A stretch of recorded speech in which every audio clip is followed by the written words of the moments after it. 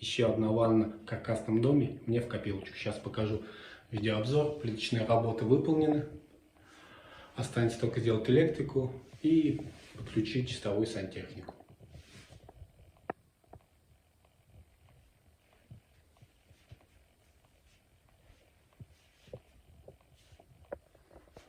И посмотрите, как был сделан переходик эпоксидной затирочки. Реализация перехода затирок с черного на светлое, с переходом и с уклоном шва к трапу.